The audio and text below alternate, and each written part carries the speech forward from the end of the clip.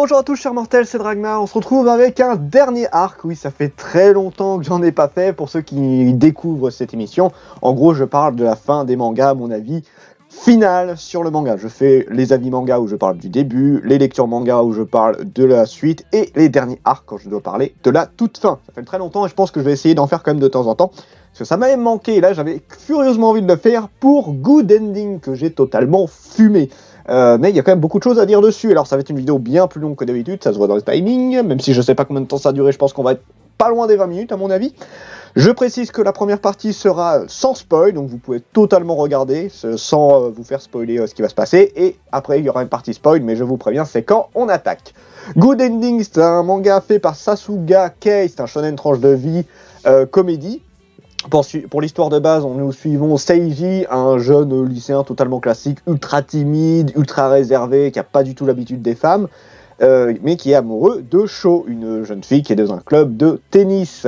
Et il va rencontrer Yuki, une jeune fille qui va le cramer en train d'espionner au loin avec des jumelles pendant qu'il faisait du tennis. Et elle va lui demander du coup, voilà, pourquoi tu fais ça, tout ça. Il va lui expliquer, il va dire, bah écoute, si t'es vraiment sincère, je vais t'aider, voilà. Et ça va être un pari ça va être un pari pour moi si on va après si tu arrives à faire en sorte que Sho tombe amoureuse de toi, bah j'aurais gagné mon pari. Alors c'est pas un pari du genre, j'ai envie de voir si je suis capable de faire qu'un homme tombe amoureux d'une femme, un truc du genre. Non, c'est un truc un peu plus personnel que je parlerai, désolé, dans la partie spoil du coup. Voilà, ça c'est le début de l'histoire, donc je fais très rapidement parce que j'en ai déjà parlé dans l'avis manga si vous voulez plus de détails, et de toute façon j'en parlerai un peu plus. Mon avis sur le manga, sans spoil, je précise. J'ai beaucoup aimé le manga. C'est une série qui est finie en 16 tomes, donc il y a quand même pas mal de choses à lire. C'est alors assez long à lire, ouais quand même, parce que quand même, ça parle beaucoup, hein, c'est du tranche de vie dans l'ensemble, c'est du classique.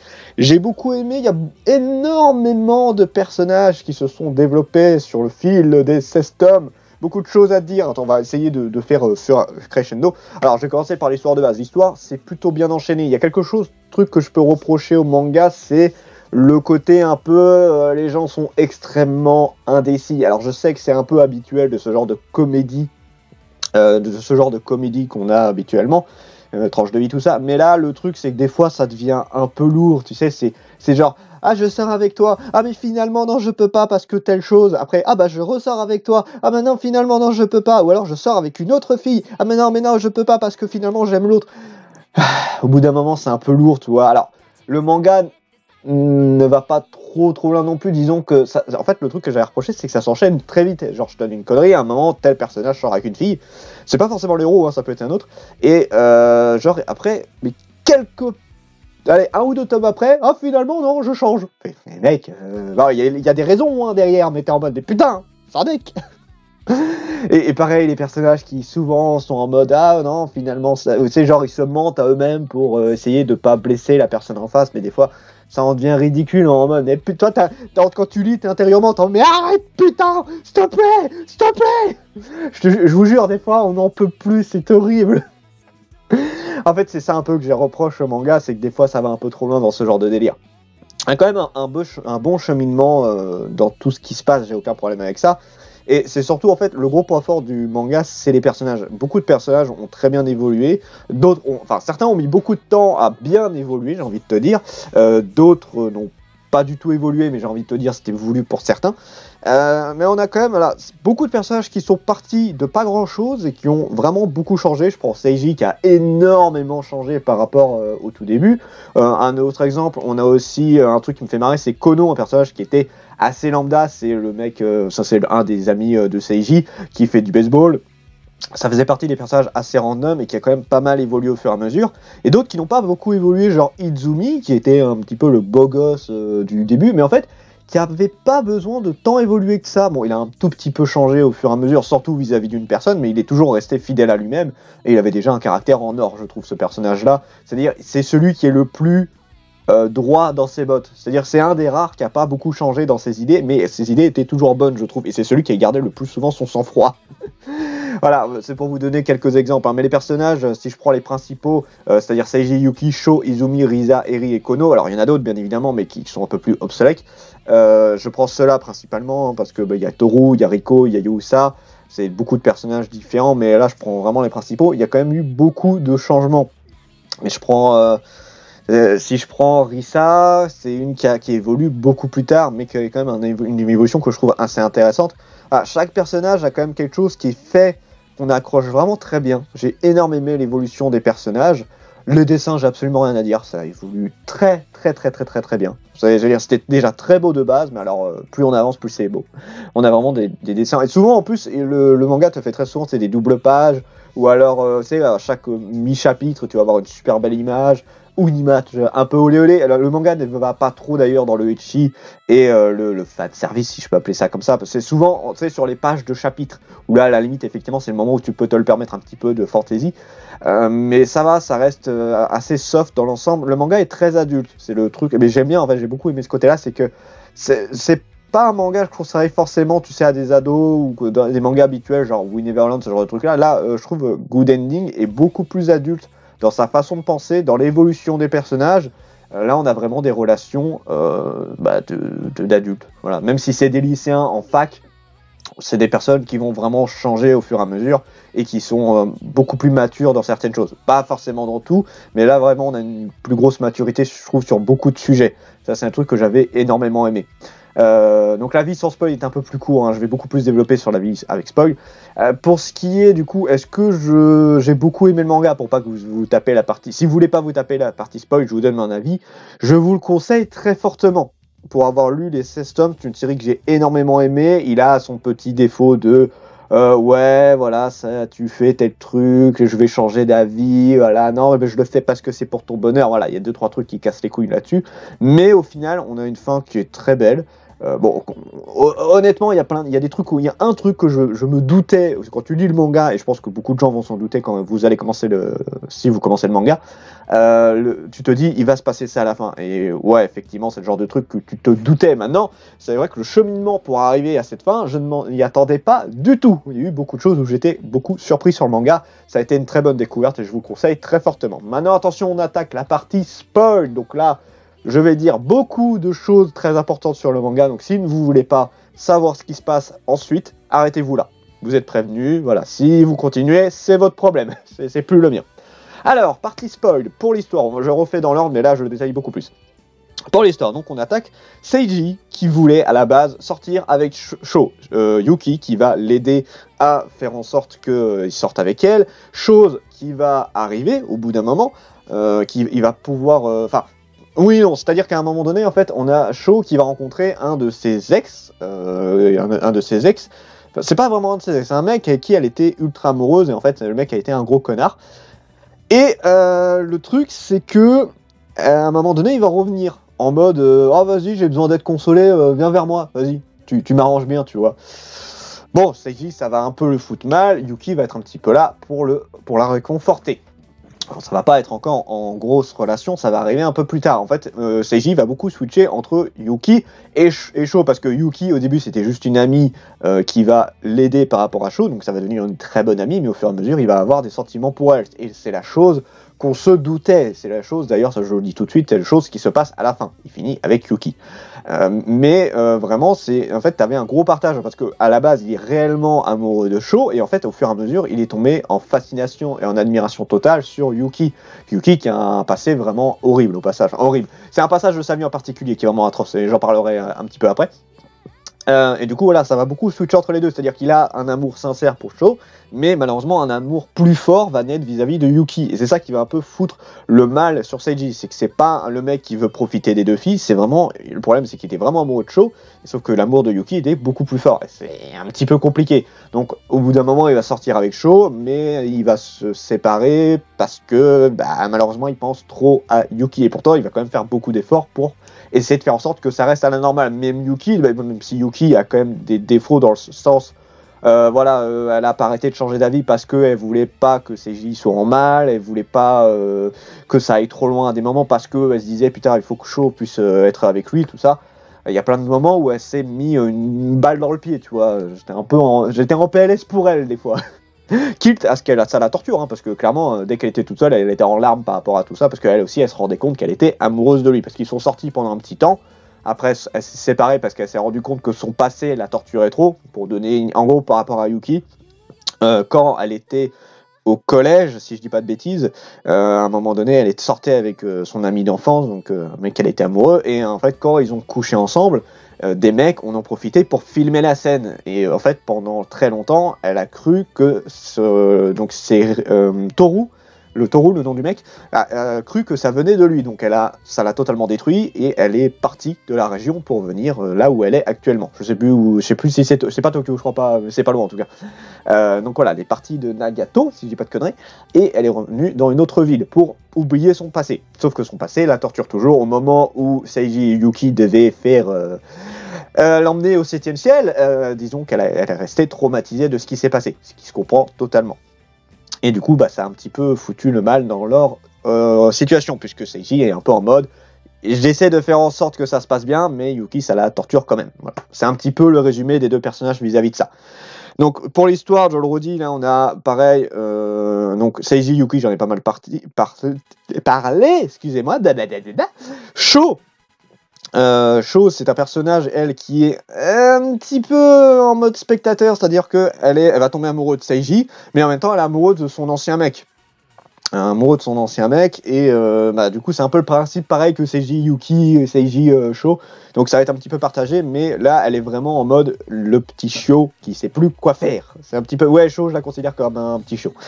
Je prends les autres personnages, Izumi et Kono, qui sont les amis de Seiji. En fait, ce sont des personnages soutiens. Ils sont là pour, à la base, soutenir le héros. Mais c'est marrant parce qu'ils ont eu une fonction très différente au fur et à mesure du temps. Kono s'est démarqué au fur et à mesure. Au début, c'était vraiment le personnage, tu sais, qui fait des gags, qui est en mode un peu pervers, l'habituel, le mec qu'on connaît très régulièrement dans les mangas. Mais le truc qui est marrant, c'est qu'il s'est beaucoup développé au fur et à mesure, est devenu un personnage beaucoup plus central et a eu une relation, du coup, aussi avec Eri. Eri, un personnage que j'adore énormément, que je vais en parler un peu plus après. À la base, voilà, il est tombé amoureux d'elle au fur et à mesure, et à la fin, ils sortent ensemble, du coup. À la toute fin, je parle. Mais voilà, au début, il s'est vraiment battu parce qu'il avait son côté, il fallait qu'il se batte pour le baseball, il voulait essayer... il est tombé amoureux de Eri au fur et à mesure, et il a beaucoup galéré à lui avouer ses sentiments. Du coup, Izumi, lui, c'est plus en mode je suis là en tant que conseiller, je suis là en tant que soutien. Il a beaucoup soutenu Seiji, mine de rien, et pas que lui, il a soutenu beaucoup de gens. Et je le redis, je l'ai dit dans la partie de No Spoil, c'est un personnage c'est celui de tous les personnages qui est le plus posé. C'est celui qui est le plus posé. C'est dans les principaux, je parle principalement.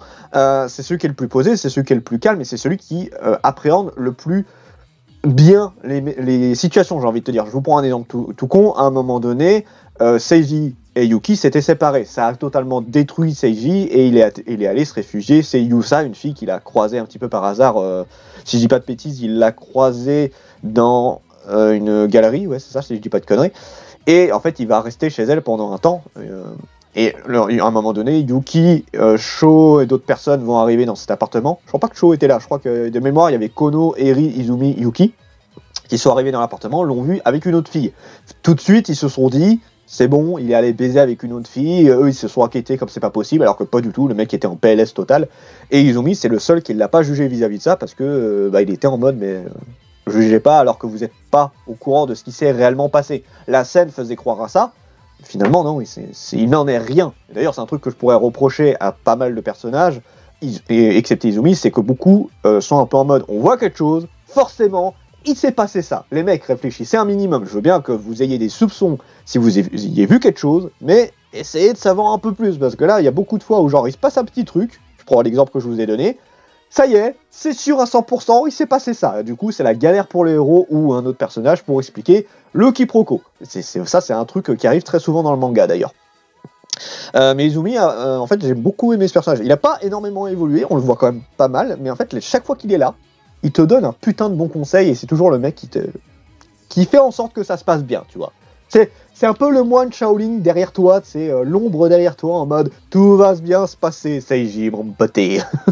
Non, c'est un peu ça, en vrai, c'est un peu ça. Risa, d'ailleurs, que je regrette un peu dans le sens où, en fait, elle a eu un bon développement, Elle était pas mal là, et en fait, pendant une phase, elle était plus là du tout, et je trouve ça un peu dommage. À la base, Risa, c'est un personnage qui est arrivé quand Seiji travaillait à McDo, on va le dire, c'était McDo, et elle est arrivée en tant que autre employée lambda, sauf qu'au fur et à mesure elle va tomber amoureuse de Seiji. Risa à la base elle était extrêmement grosse et du coup les gens se foutaient de sa gueule, c'était pas très cool vis-à-vis de ça. Et elle a fait énormément d'efforts pour maigrir. Elle est devenue extrêmement belle, une grosse poitrine en plus, donc la totale, la fille super belle. Et maintenant, les gens ont totalement changé d'avis, mais ils ne sont concentrés que sur ses boobs et sa beauté. Et ça la torture un peu aussi, parce que, elle est heureuse d'être devenue plus belle et de plus être grosse, mais le problème, c'est que les gens ne la regardent que par rapport à son physique. Seiji est un des rares à l'avoir vue pour ce qu'elle est réellement, et pas que pour son physique. Voilà.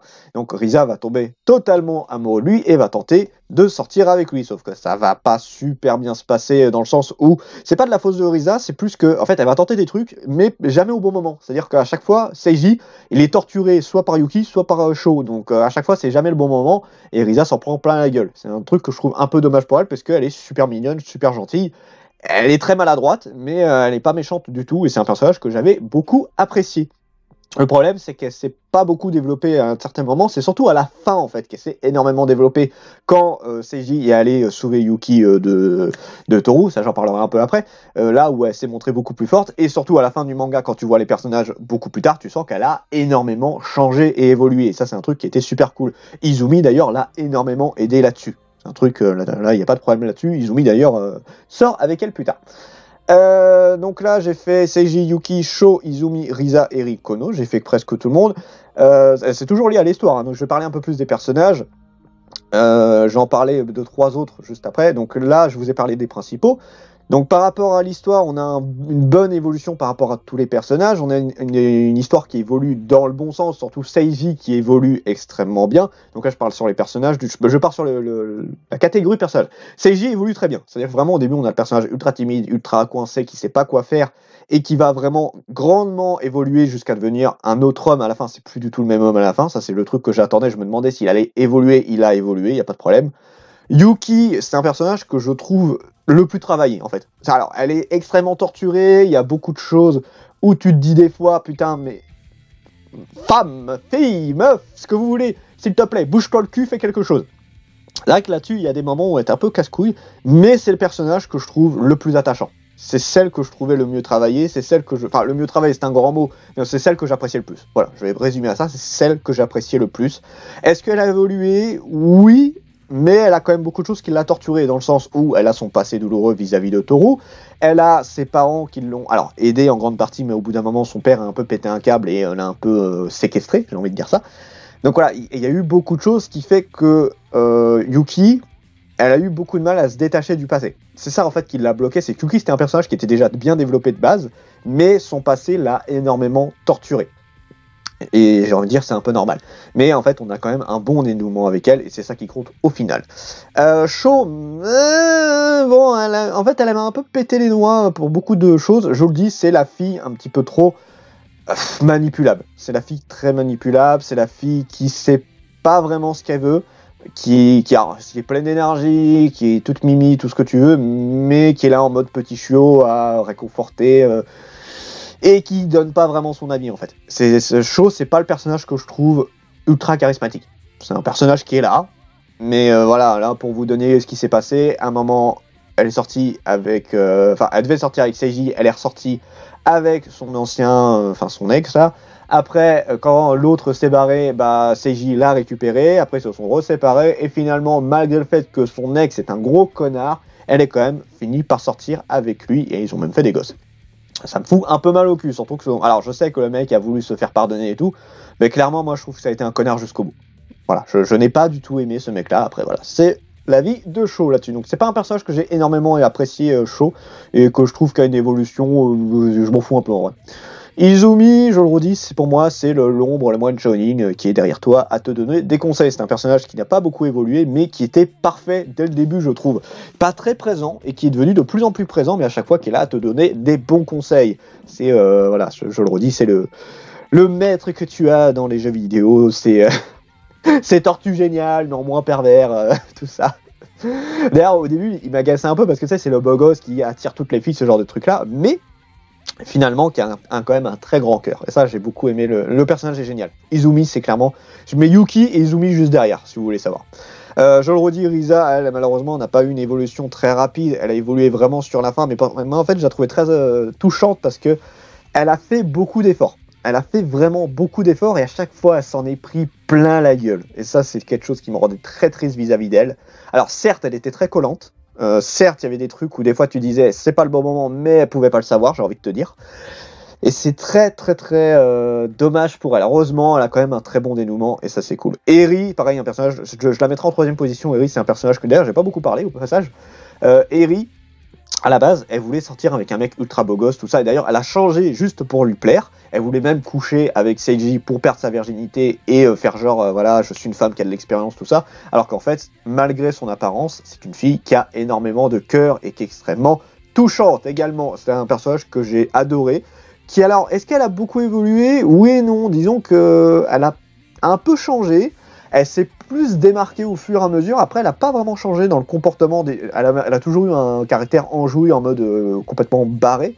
Mais c'est un style de caractère que j'apprécie beaucoup. Donc au final, elle n'a pas eu besoin de beaucoup changer. C'est comme Izumi en fait. Juste la phase du début où elle était un petit peu trop « je ne suis pas ce que je suis réellement » et après elle s'est lâchée totalement et ça la rendait vraiment ultra charmante. Kono, je le redis, le personnage qui a super bien évolué, clairement qui était le personnage random et que je ne pensais pas du tout voir devenir plus central dans l'histoire, et finalement si, et ça a été d'une façon assez remarquable dans le sens où tu t'y attaches très vite. Je me suis beaucoup attaché à Kono mine de rien, et j'aimais beaucoup son histoire avec Eri. Je vais parler de 3 personnages un peu plus random, mais que je trouve qui manquaient justement de profondeur. En fait, je trouve que ces personnages qui auraient pu servir à beaucoup plus de choses et qui auraient pu être beaucoup plus développés. Je parle pas de tous les personnages, mais je parle de ces 3-là en particulier. Riko, que j'appelle la Loli, donc c'est une jeune fille qui a la quinzaine, si je dis pas de bêtises, qui est dans le club de photographes que Seiji va rejoindre à un moment, et en fait il va l'appeler grande sœur. En fait elle va devenir un petit peu une petite conseillère vis-à-vis de lui pour les femmes, ce genre de truc là. Enfin bref, c'est un petit peu c'est sa petite sœur, mais il l'appelle grande sœur. Voilà, ils vont avoir un sort de truc familial. Ils auront aucun lien, hein, c'est juste une blague qui se font entre eux deux. Et j'ai beaucoup aimé ce personnage là, je le trouvais super bien.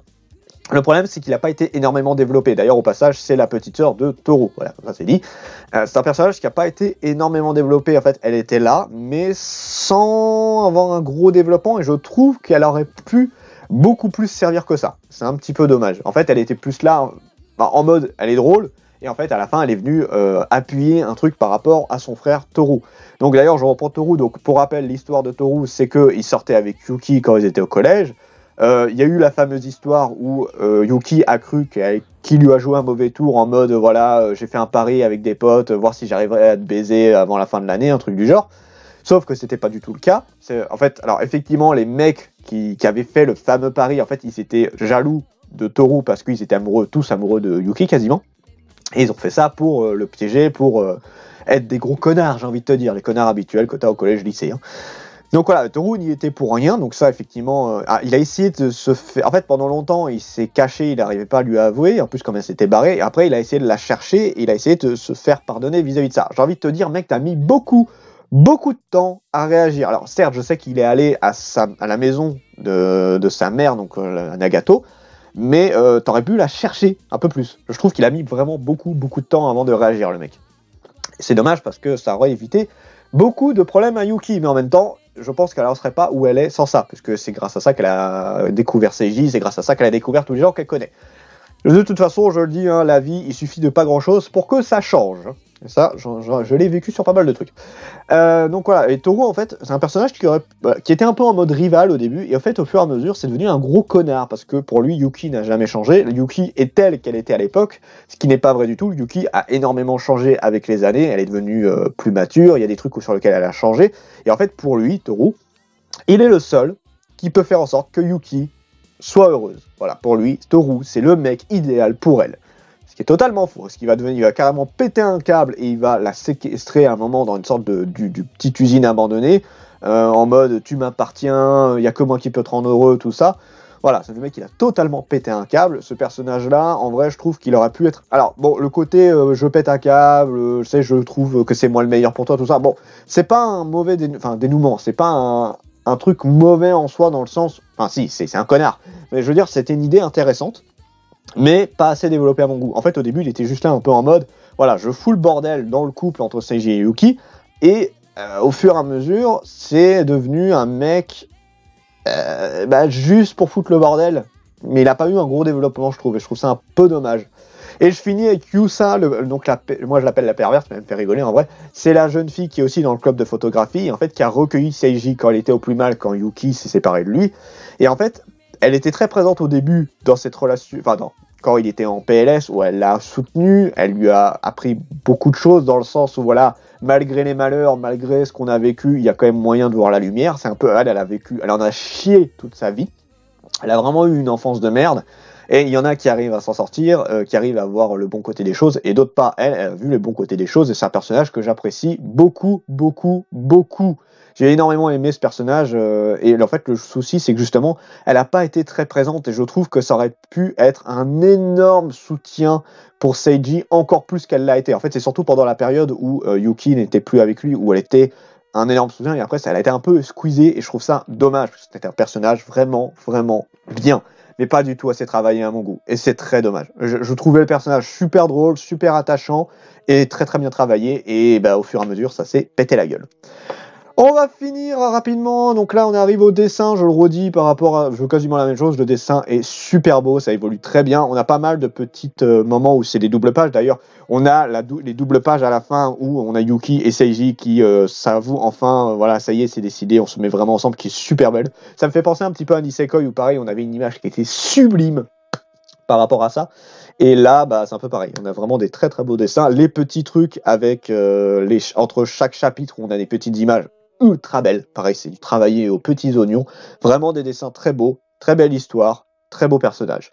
Donc voilà, quelques regrets quand même dans le sens où les personnages sont très indécis à pas mal de moments et des fois t'es un peu en mode putain mais merde, allez faites quelque chose. Mais bon, je peux comprendre. En fait vis-à-vis de ce qui s'est passé, de leur passé, de leur futur, présent, tout ça, tu peux te rendre compte qu'effectivement il y a des difficultés, surtout Yuki. Mais bon, même si tu connais son passé et tu comprends certains trucs, il y a des fois t'es en mode s'il te plaît bouge-toi le cul. Donc voilà, et pour la fin. On a la fameuse fin, tu sais, où tout le monde est plus vieux, on voit ce qu'ils sont devenus, ça reste assez classique, mais c'est une très bonne fin à mon goût. Est-ce que je vous conseille le manga? C'est un énorme oui, je vous le conseille énormément. Franchement, alors je le conseille à un public qui cherche quelque chose, une histoire un peu plus mature. Je le redis, c'est le mot-clé de ce manga, maturité, et des personnages hauts en couleur, vraiment très attachants, une très belle histoire, et des dessins aux petits oignons. Voilà, c'était très long, plus de 20 minutes, toi, on est déjà là, presque à 30 minutes. Enfin voilà, c'était le dernier arc, ça fait longtemps que j'en ai pas fait, c'était une série très longue, il y avait beaucoup de choses à dire dessus, j'ai tout dit, je suis très content d'avoir pu vous en parler, j'espère que ça vous aura plu, et j'espère que vous aurez envie quand même de le lire. Sur ce, c'était Dragmar, et je vous dis à la prochaine, chers mortels.